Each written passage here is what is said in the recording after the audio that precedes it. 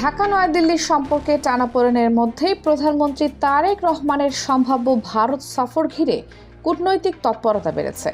দুই দেশের কর্মকর্তাদের মধ্যে সফরের সম্ভাব্য সময় ও আলোচ্য বিষয় নিয়ে যোগাযোগ চলছে। তবে এখনও সফরের চূড়ান্ত তারিখ আনুষ্ঠানিকভাবে ঘোষণা হয়নি। বাংলাদেশের পররাষ্ট্র মন্ত্রণালয় জানিয়েছে, প্রধানমন্ত্রীর সময়সূচি এবং দ্বিপক্ষীয় আলোচনায় কতটা অগ্রগতি হচ্ছে তার উপর সফরের সিদ্ধান্ত নির্ভর করবে। ভারতের পক্ষ থেকেও সফরের বিষয়ে ইতিবাচক বার্তা দেওয়া হয়েছে। 18 আগস্ট ভারতের পররাষ্ট্র মন্ত্রণালয়ের মুখপাত্র রণধীর জয়সওয়াল বলেছেন, প্রধানমন্ত্রী তারেক রহমানকে ভারত সফরের আন্তরিক আমন্ত্রণ জানানো হয়েছে এবং নতুন কোনো অগ্রগতি হলে তা জানানো হবে। অর্থাৎ আমন্ত্রণটি আনুষ্ঠানিকভাবে বহাল থাকলেও সফরের দিনক্ষণ এখনও চূড়ান্ত হয়নি। এর আগে ভারতীয় সংবাদ মাধ্যম 20 থেকে 25 আগস্টের মধ্যে সফরের সম্ভাবনার কথা উঠে আসে। কোথাও 21 থেকে 25 আগস্ট, আবার কোথাও 22 থেকে 23 আগস্টের সম্ভাব্য সময়ের কথা বলা হয়। তবে এগুলো কোনো আনুষ্ঠানিক সূচি নয়, ফলে নির্দিষ্ট তারিখ ধরে সফর নিশ্চিত হয়েছে এমন দাবি করার সুযোগ এখনও নেই। সফরটি হলে এটি তারেক রহমানের প্রধানমন্ত্রী হিসেবে প্রথম ভারত সফর হবে। এর গুরুত্ব শুধু প্রোটোকল বা আনুষ্ঠানিক বৈঠকে সীমাবদ্ধ থাকবে না।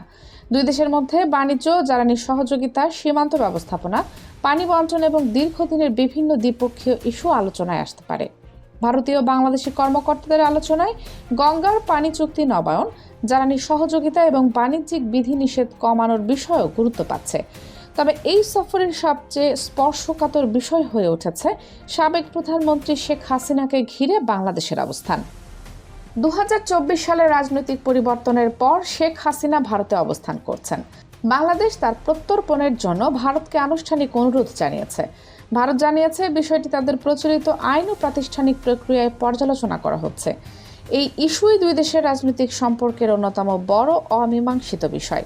বাংলাদেশের পক্ষ থেকে বলা হয়েছে, প্রধানমন্ত্রীর ভারত সফরের জন্য একটি অনুকূল কূটনৈতিক পরিবেশ প্রয়োজন। অর্থাৎ সফরকে শুধু একটি রাষ্ট্রীয় সফর হিসেবে নয়, দুই দেশের সম্পর্ককে নতুন কাঠামোয় নেওয়ার বৃহত্তর আলোচনার অংশ হিসেবেও দেখা হচ্ছে। কূটনৈতিক সূত্রগুলো বলছে, শেখ হাসিনার ভারত অবস্থান থেকে বাংলাদেশের রাজনৈতিক পরিস্থিতিতে কোনো ধরনের অস্থিতিশীলতা তৈরি না হওয়ার বিষয়টিও ঢাকার কাছে গুরুত্বপূর্ণ।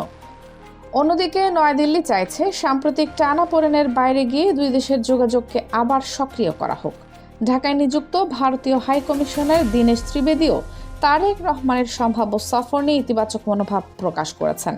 তিনি বলেছেন, প্রধানমন্ত্রী ভারত সফরে গেলে তাকে সম্মানজনক অভ্যর্থনা দেওয়া হবে এবং দুই দেশের জনগণ এর সুফল পেতে পারে।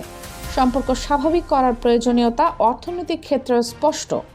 বাংলাদেশ ও ভারতের মধ্যে বাণিজ্য, জ্বালানি, যোগাযোগ ও সীমান্ত সহযোগিতা সবগুলো ক্ষেত্রেই পরস্পর নির্ভর।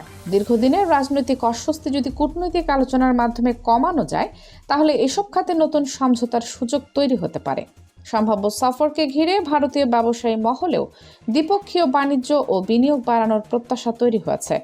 সফরের আরেকটি সম্ভাব্য প্রেক্ষাপট হচ্ছে ব্রিক্স সম্মেলন। সেপ্টেম্বরে ভারতের অনুষ্ঠেয় ব্রিক্সের কর্মসূচিতে বাংলাদেশের অংশগ্রহণ নিয়ে আলোচনা রয়েছে। তবে প্রধানমন্ত্রী সেখানে যাবেন কিনা, নাকি আলাদাভাবে দ্বিপক্ষীয় সফর করবেন, সেটিও এখনও চূড়ান্ত হয়নি।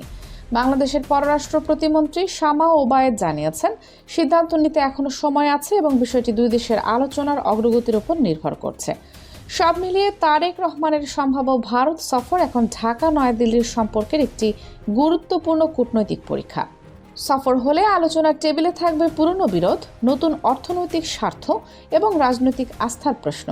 আর সফরের আগে দুই পক্ষ যদি স্পর্শকাতর বিষয়গুলোতে ন্যূনতম সমঝোতায় পৌঁছাতে পারে, তাহলে এটি শুধু একটি রাষ্ট্রীয় সফর নয়, বরং দুই প্রতিবেশীর সম্পর্ক পুনর্গঠনের একটি গুরুত্বপূর্ণ সূচনা হতে পারে।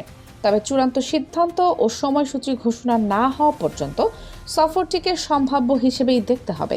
কানিজ ফাতেমা, সোমা, 0 টিভি।